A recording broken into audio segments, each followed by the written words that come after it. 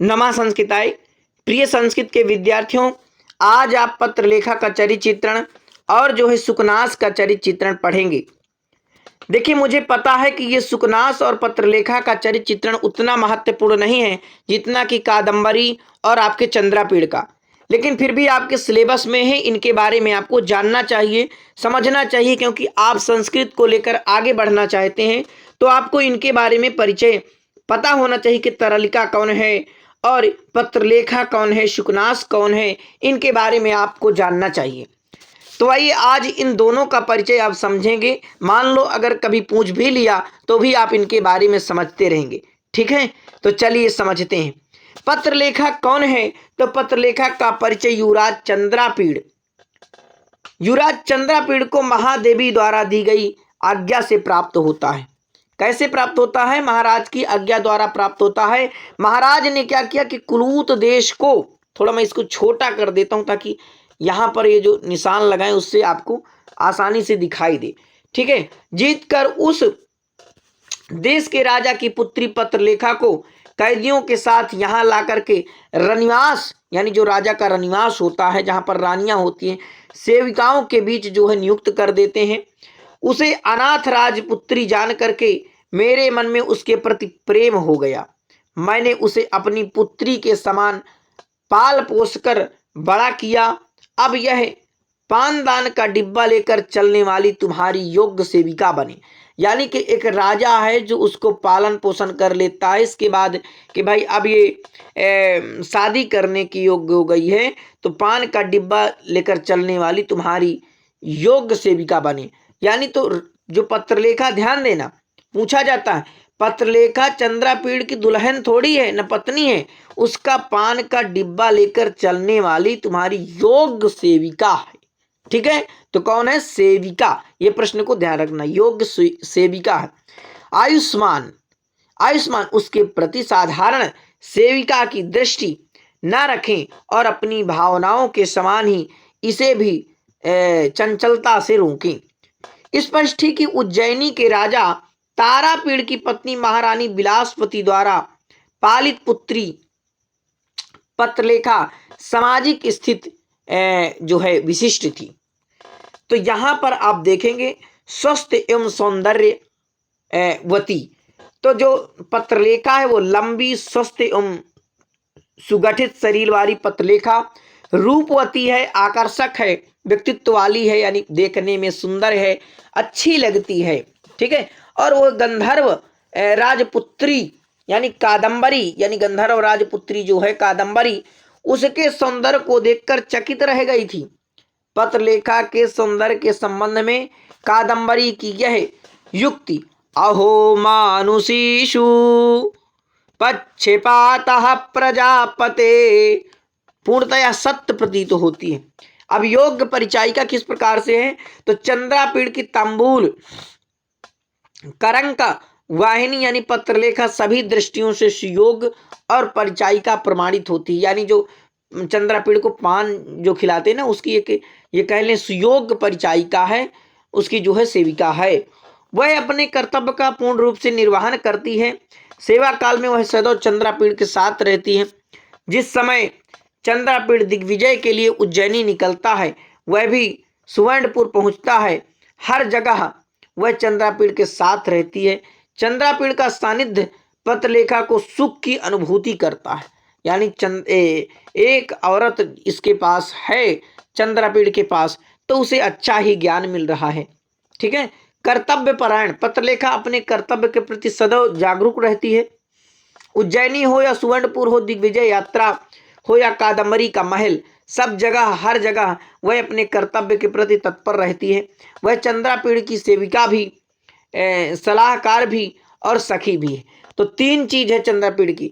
चंद्रापीड़ की वो एक तरफ से सेविका भी है, वो सलाह देने वाली भी है और उसकी सखी भी है चंद्रापीड़ की। ठीक है, आगे देखिए विश्वास पात्र कैसी है। क्या राजा चंद्रापीड़ उस पर विश्वास करते थे? तो पत्रलेखा एक विश्वास पात्र सेविका है। वह छाया सदस्य चंद्रापीड़ के साथ सदैव उपस्थित रहती है। विश्वास पात्र होने के कारण ही चंद्रापीड़ अपने मनोभावों को उससे प्रकट कर देता है और उससे कादम्बरी के प्रति अपने हृदय को भी खोल देता है। पत्रलेखा अपनी विश्वसनीयता के कारण कादम्बरी का भी जो है विश्वास भाजन है। कादम्बरी भी चंद्रापीड़ के प्रति मनोभावों को पत्रलेखा के समक्ष प्रकट कर देती, यानी जो कादम्बरी है कि भाई वो प्रकट कर देती है कि मैं चंद्रापीड़ से प्रेम करती हूँ, ऐसा जो है पत्रलेखा को बताती है। ठीक है, तो स्पष्ट है कि महाकवि बाण ने पत्रलेखा के कर्तव्यपरायण स्वामी भक्त आदर्श सेविका के रूप में जो है चित्रित किया है। ये हर प्रकार से उसका जो है चरित्र चित्रण सुयोग्य है एक सेविका के तौर पर। तो आइए अब हम इसी हाथे जो है आपका जो है सुकनास का चरित्र चित्रण भी पढ़ लेते हैं। सुकनास कौन था इसके बारे में जान लीजिए। अवंती में उज्जैनी के राजा तारापीड़ के एक जो प्रधानमंत्री सुकनास का चरित्र अपने विशिष्ट गुणों के कारण सर्वश्रेष्ठ है। यानी अवंती के राजा कौन है, तो भाई तारापीड़ है। ठीक है, तारापीड़, और तारापीड़ के मंत्री कौन है, तो तारापीड़ के मंत्री कौन है, सुकनास हो जाएंगे। ठीक है, वह सुकनास की बुद्धि बड़े बड़े कार्यों के संकट में भी स्थिर रहती थी। राजा तारापीड़ प्रजा को निश्चिंत करके राज्य का भार मंत्री सुकनास के ऊपर डाल करके सुख में रहने लगा था। सुकनास ने अपनी बुद्धि के बल से उस महान राज्य के भार को सरलता से धारण कर लिया था, और इसके बाद वह धीर गंभीर विद्वान राज संचालन में कुशल ब्राह्मण भी था। यानी जो सुकनास था वो एक क्या था, एक ब्राह्मण मंत्री था। वह महाराज तारापीड़ का विश्वास पात्र था, यानी तारापीड़ उस पर बड़ा ही विश्वास करते थे। ठीक है, निर्भीक एवं कर्तव्यनिष्ठ। तो देखिए सुकनास के चरित्र की मुख्य विशेषता क्या है, उसकी कर्तव्यनिष्ठता है। वह राज्य की सेविका को, तो देखिए निर्भीक एवं कर्तव्यनिष्ठ सुकनास के चरित्र की मुख्य विशेषता क्या है, कर्तव्यनिष्ठा। वह राज्य की सेवा को अपना परम धर्म मानता है, इसीलिए तो सारा राज्य का भार जो है तारापीड़ ने इसको दे दिया था, और समय अनुसार राज्य के हित में जो है निर्णय लेता है। ठीक है, और अपने कार्य से राज्य का हित करता है। वह लगन एवं पूर्ण निष्ठा के साथ राज्य के समस्त कार्यों का संपादन करता है। निर्भीक स्वभाव और विवेकशीलता, दूरदर्शिता और अनुभव, भाई उसे काफी अनुभव था, बहुत पुराना मंत्री था, तो परिपक्वता का दर्शन उस समय परिलक्षित होता है जब वह युवराज चंद्रापीड़ को अनेक प्रकार की उपदेश देकर उसे सावधान करता है और उसे राजा का कर्तव्य सिखाता कि इस प्रकार से जो है राजा को होना चाहिए, राज्य के प्रति उसका समर्पित।